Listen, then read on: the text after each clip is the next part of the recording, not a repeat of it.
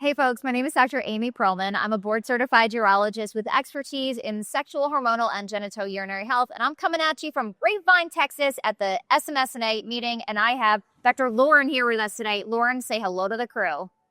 Hi, everyone. I'm Dr. Lauren Walker. I'm a registered clinical psychologist and sex therapist from Canada, all the way here in Texas. Have you been to Texas before? I have been once before. Yeah. Do you have any cowboy boots? Do they wear those in Canada? Do we wear cowboy boots in Calgary, the home of the Calgary Stampede? Oh my goodness, I'm embarrassed. One day you'll have to come check it out. So we actually connected, oh my goodness, maybe like 5 years ago or so. Yeah, that sounds about right. Over the topic of post-SSRI sexual dysfunction, or PSSD. And then you did this really interesting work with, which I've actually referenced in some of my talks. And you were talking about this concept of external penile prostheses and why terminology matters. Yes. And I know that you didn't present that work at this meeting, right? But I'd love to actually pick your brain a little bit about that, because as urologists, as we start to introduce sexual wellness products with our patients, terminology matters. It does, yes. So this is in the context of prostate cancer, working with folks who have erectile dysfunction, who may not want to try your traditional biomedical strategies, or they have tried them and they don't work. Mm-hmm. So what we think about is the more that we can promote sexual flexibility, a redefinition of the kinds of activities that we're willing to engage in, rather than really try to get back to like the baseline, the kind of sex that you used to have. I think it really helps when we can focus on outcomes like pleasure rather than intercourse and traditional definitions. So that leads us to one of our resources, which is essentially a strap-on dildo, but it's using a harness that is actually the best jumps ever. It's designed for folks who have penises. The harness has space for the penis to be exposed, so it can be easily touched and stimulated during sexual activities, intercourse with this strap-on. Now, asking a 65-year-old man if he wants to try a strap-on is usually not a good sell. So our research actually surveyed patients to ask what would help increase the likelihood of their openness to using these devices. And included in that was a series of suggestions about what to name them, what to call them. And our patients overwhelmingly suggested that external penile prosthetic was the most appealing term for them. Yeah, and it's interesting. And it makes so much sense, because when we look back just within the field of urology, we've been using this term inflatable penile prosthesis for decades. Right. And no one really blinks an eye. I mean, people they're fascinated by that concept, right? And I think there are ways that we can certainly knock down some of that stigma. Now, let me ask you this, because I was at a poster presentation yesterday where the gentleman was talking about using prostate massagers to help men who have difficulty reaching climax. And that's where, I have a couple of guys that I think would really benefit from using something like this. Yes. Any, off the top of your mind, any suggestions for how I can introduce a prostate massager for someone who is a man who has sex with women? It makes them a little uncomfortable. Yeah, I think certainly the education around understanding the anatomy of the prostate and how sexual stimulation, any kind of stimulation, can be a pleasurable experience for them. I think, again, that sexual flexibility term is just so relevant. I've never heard that term before. Is that a term that's commonly used in the mental health space, that we just have not heard of that in the urology space? Yeah. It's such a basic term, but I've never heard that. Yeah. Okay. Yeah. Sexual renegotiation, sexual flexibility. There's actually a scale that you can use to assess the degree that someone has flexibility when they think about their sexual practices. I find it super helpful for any kind of adaptation. So when we know when folks are going to have a significant change in function, and it may not get better, right? In many cases, it might improve a little bit, but it's never going to be exactly the same as it was before. Wow. So how do you know if someone's going to be flexible? Well, you can kind of tell. Question, yes. But I also don't know that it's just a finite thing, right? It's something that in our work, we're trying to help instill more. And that's something that happens over the course of time. And I think people change in the context of a therapeutic relationship. So the first session, first time you see them, they're probably not going to take you up on the prostate massager. But when you've introduced in that session or that appointment how helpful it could be for some people, those people, they find it helpful. 2 or 3 visits later, they might come around. Yeah. So it's probably not good enough, when people say just relax, whoever relaxes, we can't just say just be flexible, right? We have to give people some grace and some time. Yes. And go back to the anatomy, right? When people understand the anatomy, they understand what tools can better target that anatomy. So yeah. And don't try to make too big of changes too quickly, right? So find out where they're at and then what is the edge, and suggest something that's maybe like slightly outside of their comfort zone. And then that grows. I gotcha. So let's talk about this meeting this year in Grapevine, Texas, and some of the work that you are doing. You actually won an award yesterday for this work. I did. Tell me more, Len. Yes. So we're doing a project on bringing trauma-informed care into our pelvic health practices. So when we think pelvic health, I've learned here at this meeting that people just think that's physical therapy. They don't necessarily think that this is pelvic medicine. This is anyone who lays hands on a human with a pelvis and is providing care for the organs in that region.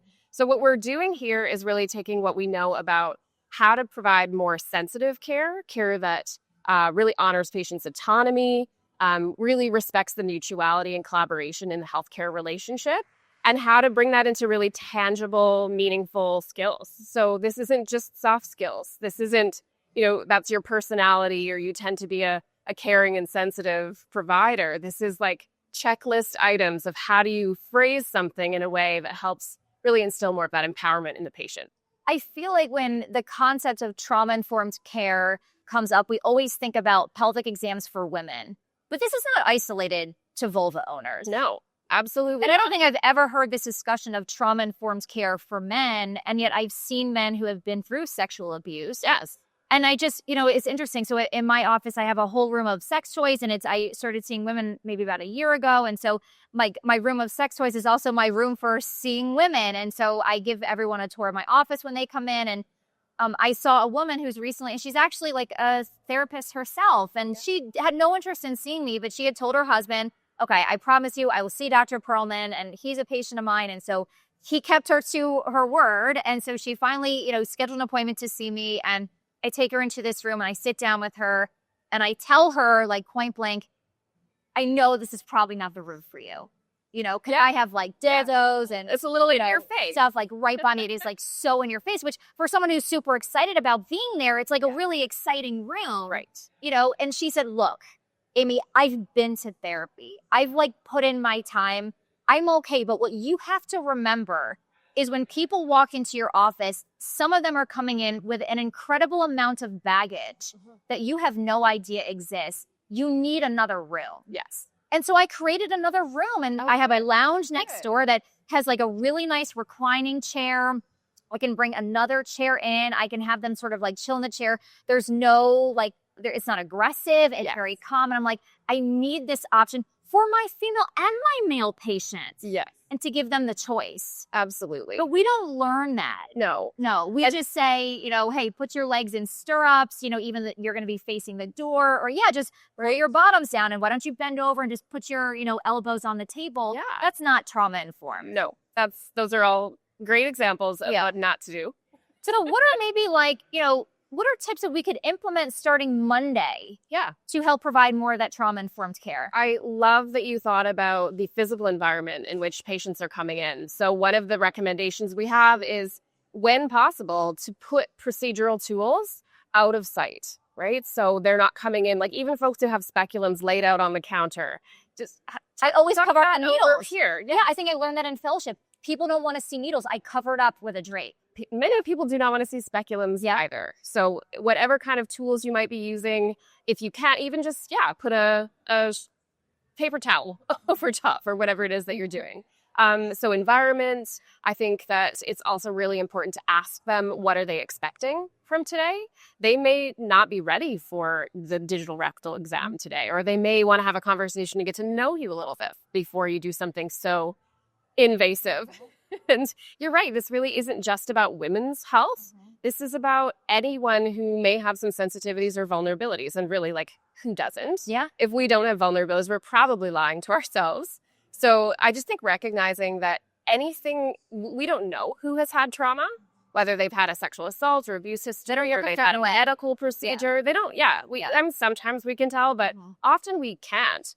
And that's not to say everyone who's had trauma is going to have difficulty, but there are many people who either may not access care, they may not even make it into your office, or if they do, they're coming with a ton of anxiety, or they're just shoving it down and pretending it's not a big deal. And so I don't think that trauma-informed care is something we just provide to people who may have had trauma. I think it's care we provide to everyone, and it makes that care so much more effective. And people leave feeling like a human being treated with dignity. Yeah. It's really I have goosebumps just hearing the way that you're talking about that. Because we think about, like, as urologists, what do people know us for? Digital rectal exams. Like, what an invasive exam for us to do. And nice to meet you. Yeah. And then, you know, I have so many patients that say, yeah, the doctor comes in, he tells me to, like, bend over. And then, like, I have a question, but his hand is already on the door and he's, like, leaving. And we blame men for not wanting to see healthcare providers. Right. You know, I mean, there were talks at this meeting of, like, how guys don't access the healthcare system, how guys don't live as long as women. Yes. And yet when they do access the healthcare system, we say, pull down your pants and bend over.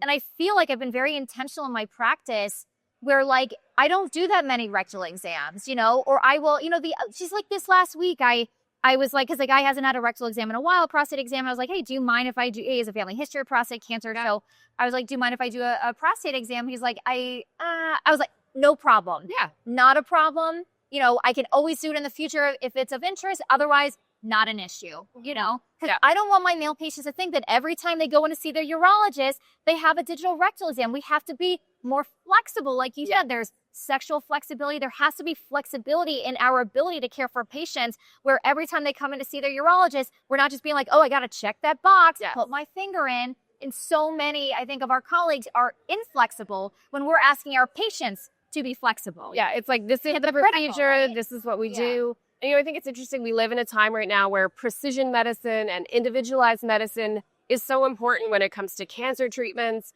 But why don't we think about individualizing all of the things that we offer to our patients? So your patient might not be ready for that procedure today. And I love that you put it out there. Like you said, would you mind if I do this? It's totally okay. If you don't want to, you're always, you know, honoring that the patient can say no. They have great reasons for saying no. And even to take it one step further, might look a little bit like, hey, I noticed you haven't had a prostate exam in a while. That's something we could do if you're interested. It's even a little bit less directive. Yeah. And it's like a slight tweak in the wording, right? I changed the words by maybe 5 words, change the order a little bit. It doesn't add any more time to your practice. And I think that's the biggest thing is folks go, I don't know how, or I don't have the time to do it. But it really isn't about taking longer. It's just changing the way you're approaching things. I guess it's making it less kind of like negative of rather than like him denying a part of his care. Being like, you can opt in for it rather than opting out of it. Absolutely. Yeah. Because he may not want to say no to you. Yeah. Right. There's so many folks that really do look to medicine as this more paternalistic care, and you doctor knows best. So I guess I should say yes. And it's almost like a little bit coercive if the person has those vulnerabilities. Yeah.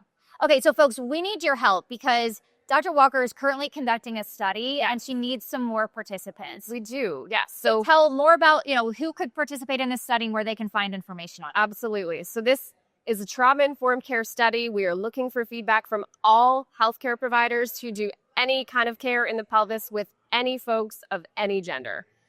So sometimes we think, oh, well, that's gynecology, that's someone if you're getting a pap smear. Yes, but it's actually all of the above. It takes about 15 minutes of your time. We're asking you to review a list of proposed recommendations, and we genuinely want your feedback. So if you think these are really unreasonable, there's no way I could do that, these are all the reasons why, tell her. Please. We don't want to suggest things that are unrealistic. So we do want your feedback about whether you think these are important, what are the barriers, and suggestions for how we can connect with others who might be interested in taking up those guidelines. Awesome. So where can they find like information on the study to participate? So for the next couple of weeks, it is on the SMSNA website as a research opportunity listed there. And then it's also online. We could perhaps put up a QR code or URL to the website. And then what about your Instagram? Can they find it on your Instagram? Yes, all over Instagram. Yeah. So my Instagram is Dr. Lauren Walker. And yeah, you can find it there. Awesome. Dr. Walker, it's always so good to see you. This is the first time we're meeting in person, though I feel like we've known each other for years. We have. Finally, IRL. So thank you all for tuning in to today's episode of Pearls and Perspectives with Dr. Walker. Thanks for having me.